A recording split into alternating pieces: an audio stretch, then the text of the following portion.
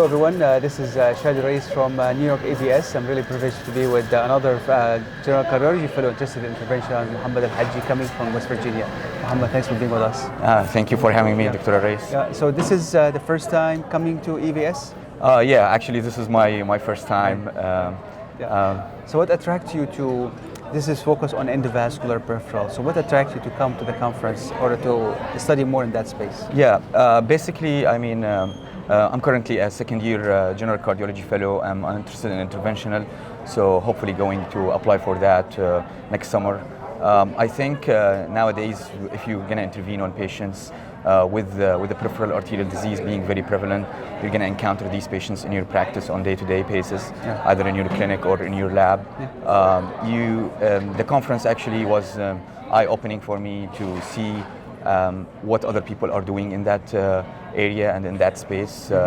How do they deal with them? How do they work with other colleagues, cardiologists, because oftentimes some other practices have either interventional radiology or vascular surgery intervening on these patients.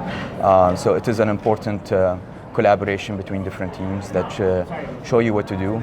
Also, there has been some sessions where it showed me, and it was very informative in how to deal with some complications that you get in these patients. Also access site complications, closure devices, etc. It was a very, I would say, unique experience in showing me how to approach these things. Yeah, unique and intense. It's good to me to have repetition. Usually we tell the fellows, especially with closure devices, now there's a lot of centers we are leaning towards radial and less of peripheral, so the closure device is not as frequent as before. Yeah. So coming to this venue kind of refresh your memory and absolutely, yeah, absolutely. So, so in your mind, again, I'm not sure what's your plans down the line.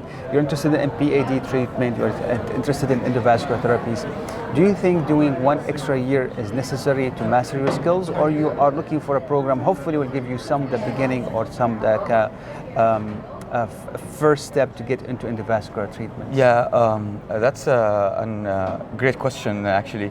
I think basically in an early exposure in any program, it's always good. Even it's similar to what you get exposed to as a general cardiology when you're seeing like interventional cardiology work in PCIs, etc.